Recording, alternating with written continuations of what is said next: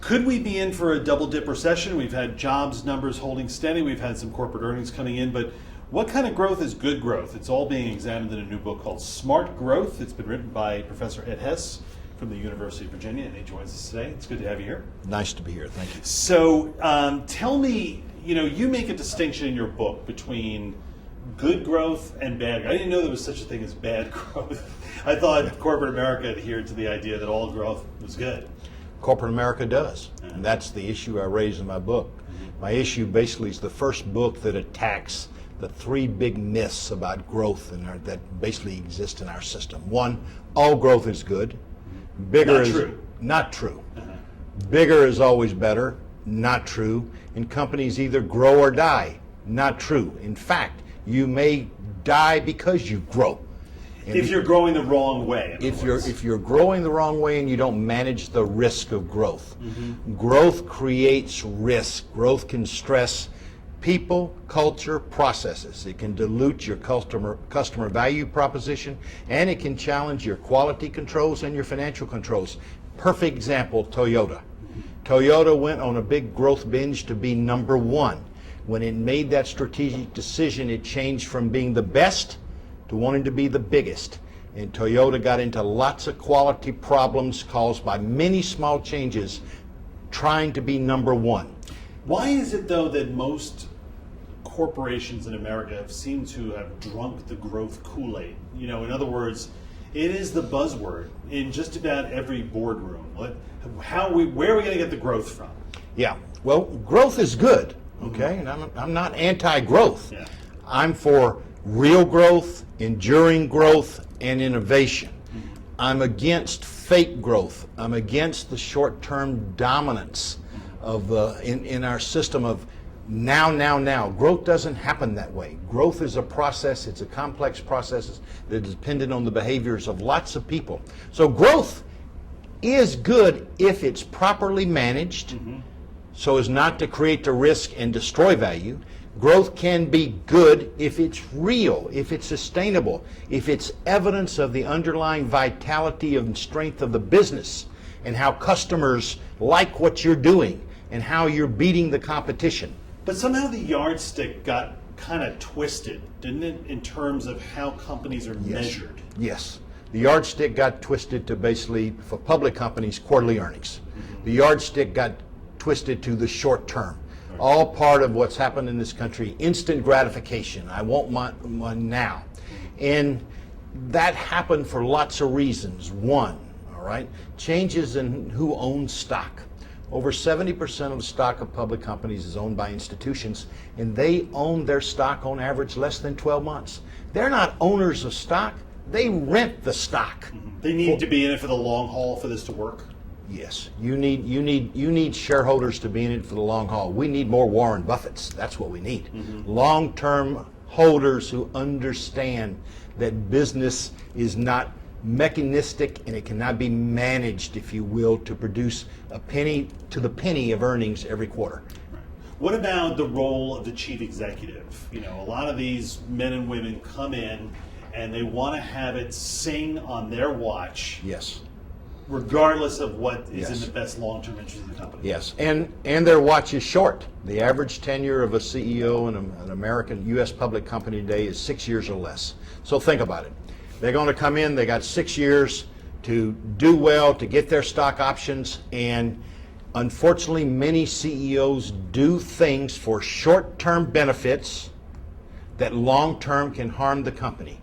All right? They make investments, all right, that basically produce short-term results but may not be in the best interest. Or they may defer investments because they're not going to see the short-term results. All this is tied in to the short-term mentality we have, and there's too much, the interest of stock renters and CEOs became aligned. Is there such a thing as an earnings bubble? Could there be such a thing? There could be an earnings bubble for the following reason. It's clear that companies create what I call non-authentic earnings or fake earnings, earnings that don't represent, okay, the strength and vitality of the business, that are not earnings from selling more products and services to more customers. All right? These fake earnings we know exist. Because they're not transparent in our system, we don't know the magnitude. We know it's widespread. These fake earnings could be creating fake values. Yes, we could have an earnings bubble, but we could have a stock market valuation bubble based on these non-authentic earnings. And the only way you stop it or deter it is through transparency. And the SEC and the stock exchanges and boards of directors should require companies to disclose the character and quality of every penny of earnings. And by that I mean, tell me how much of your earnings is fake and non-authentic. I would imagine the majority of companies would probably think they're already being too transparent for their own liking. Well, we don't have enough transparency, all right? We know that we have a earnings, if you will, serious earnings management issue in this country. Recent evidence of that is the SEC's fine of $50 million against General Electric for earnings management. That's a euphemism, right? Earnings management? Yes, earnings management is is cook in the books? Earnings management is a euphemism. That's a good point.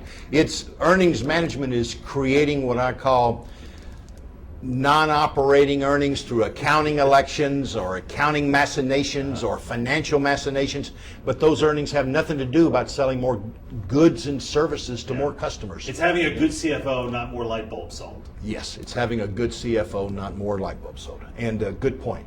And so what we need is we need to make that transparent, but we also need to basically deter the short-term ownership of stock. We need to make it expensive for people to play for the short term. We need to change the capital gains holding period from 12 months to 3 years, and we need to impose a transaction tax on tax-exempt institutions that trade for the short term. We've got to get out of this. Growth is not like a spigot. You just don't turn it on and it happens.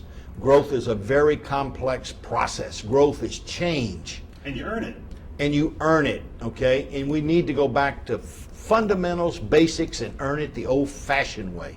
So yes, I'm concerned that inherent in our system is an earnings bubble. Nobody knows how big, but clearly we got fake earnings. So there is obviously discussion in Washington about financial reform. It sounds like some of the things that you're talking about probably have some place in regulatory discussions. Yes, they're the missing chapter right now. And they're not being talked about. And let me tell you why it's so important that we do this. We have two big things going on in our country right now. We're talking about financial reform and financial stability of our economic system, but we're talking about jobs and retooling our economy. You get jobs and you retool the economy by promoting real growth and innovation. Until you change the rules of the game that exist about growth and short-termism in our financial system, you're not going to get as much job growth or innovation as you could have. Job growth and innovation is linked to financial reform. It should be linked to financial reform. And financial reform should contain provisions which enable and promote job growth and innovation and deter the earnings game and short-termism.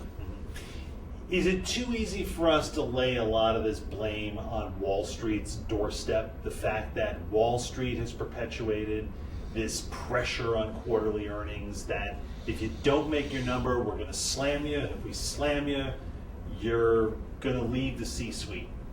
Well, I don't know whether it's too much pressure on Wall Street, all right?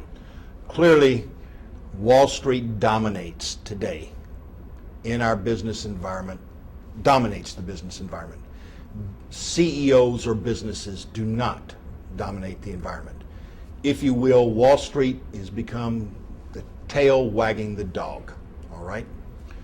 Number two, not only is it Wall Street, but it's also short-term owners of stock, they're traders that are playing the game, and CEOs agree to play the game, and companies agree to play the game.